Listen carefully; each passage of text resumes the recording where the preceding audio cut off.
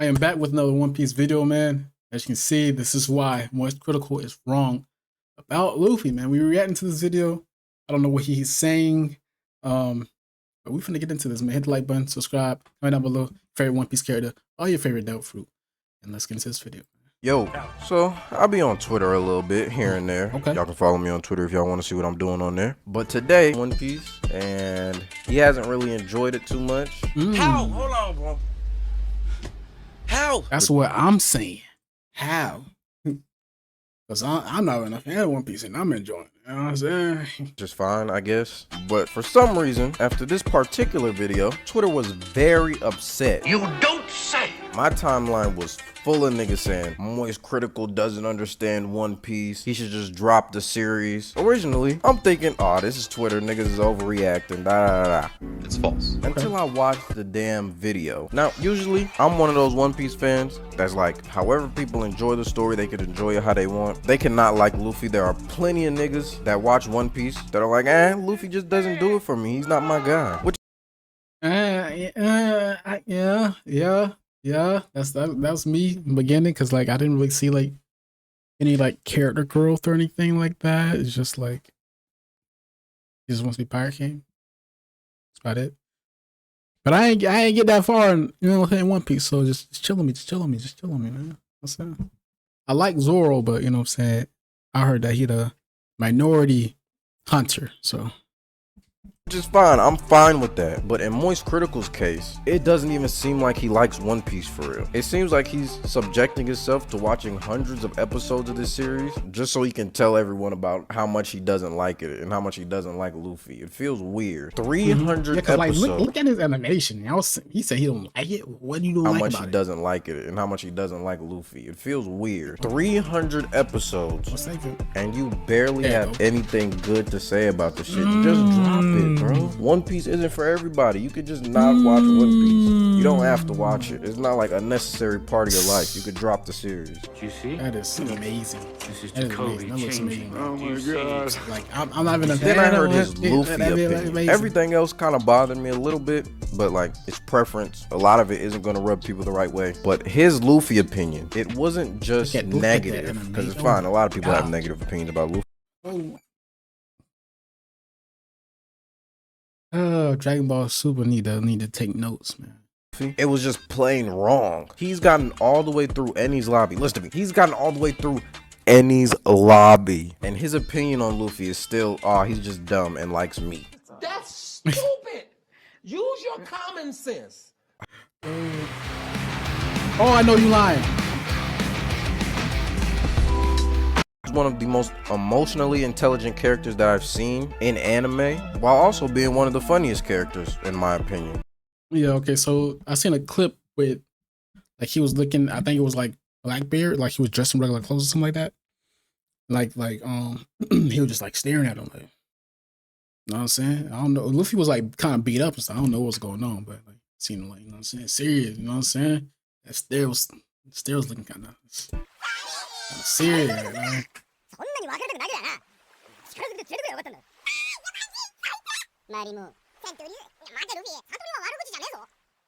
One of the main things he said that really bothered me was this idea that Luffy is only serious during fights. And any other time is just dumb and I want to eat and I'm dumb. And when you say something like that, the reason it bothers One Piece fans so much is not because you dislike Luffy. We have to hear about niggas not liking Luffy all the time. But the fact that you have watched the show up to this point and the only thing you've gotten out of Luffy's character is he's dumb, likes meat, and can fight, means that you have not been paying attention to the story, the narrative, or Luffy's character at all. And it just seems like with this take, you've just missed pivotal character moments that flesh out Luffy's character. The first of which comes within like the first 5 episodes. When this nigga Luffy realizes that Kobe cannot become a Marine while being friends with him or being connected to him in any way, Luffy antagonizes Kobe until Kobe is so mad that he has no choice but to punch this nigga. And the fact that Luffy was quick on his feet like that to understand the situation, understand what Kobe needs to get what he wants in that situation, and enact a plan that quick,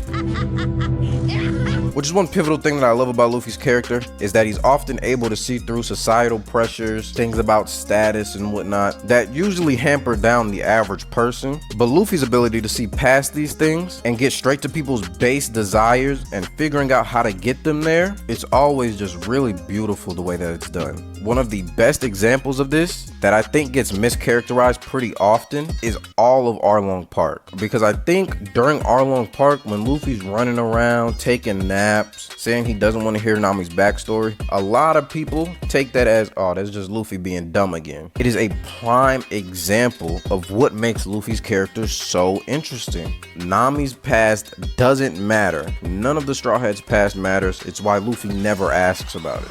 Luffy has never once asked about any of the Straw Hats' past because it doesn't matter.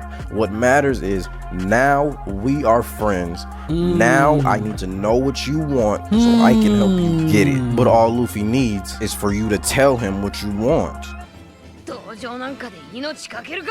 So when Nami finally says, Luffy, help me, what does he say? Of course I will. Fire! From Island? First of all, that scene where Vivi has to correct Luffy's manners and teach him how to be diplomatic and show respect when he's asking for help from someone, because Luffy's usually a pretty rash individual. Absolutely.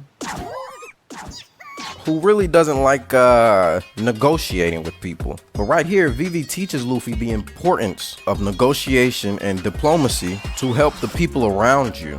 And it's interesting how this continually comes back, where we see Luffy be way more calm in situations where his crew is in trouble. Okay, yeah, it seems like they're showing, like, you know, life lessons throughout the series. You know what I'm saying?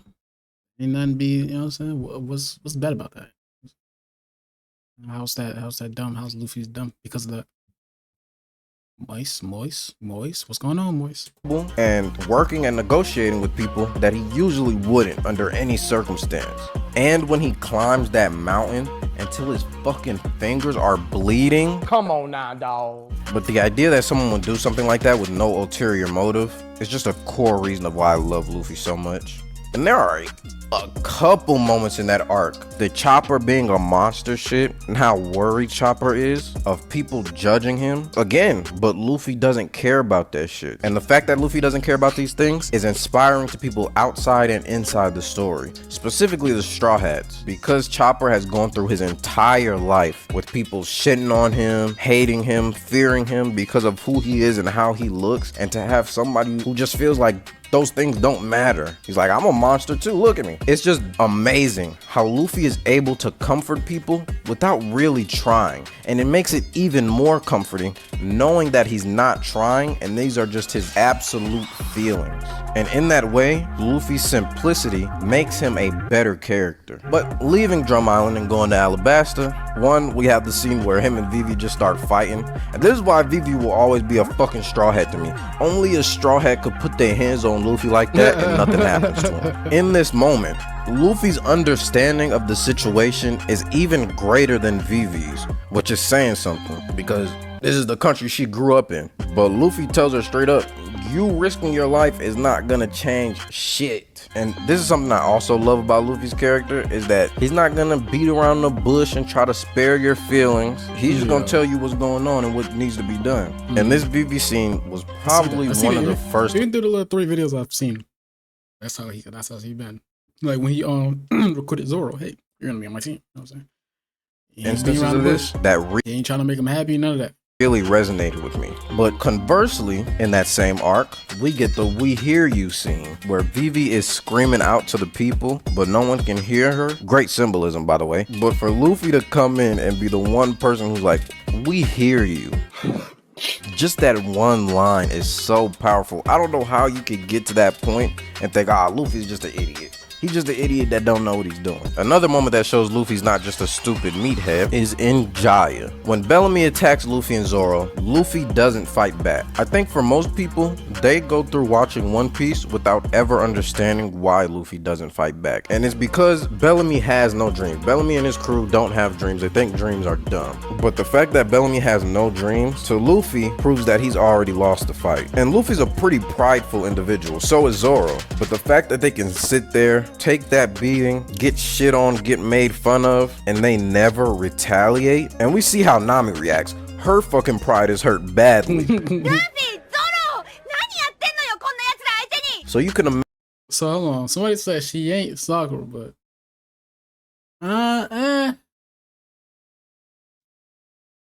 Imagine how Luffy and Zoro feel, but the fact that they can hold back in that situation just shows a level of maturity that Luffy has that I feel like a lot of people miss. Specifically that MoistCr1tikal miss, by the way this nigga was talking. And then we get to Water 7 and Enies lobby, which Critical I think said was like his favorite arc or whatever. And it's like, how could this be your favorite arc and you have misunderstood so much of the characterization that happened in this arc? First we have the fight with Usopp that sparks a lot of growth within Luffy. Prior to this point, Luffy and the rest of the Straw Hats had basically been fucking around. It is what it is. They were just a bunch of friends on a pirate ship. They weren't really pirates. But this point is where Luffy has to come back down to earth and learn the responsibilities of being a captain, and that anyone who disrespects you can't be on your ship. And there's this beautiful line that Zoro says in something like, "Don't waver.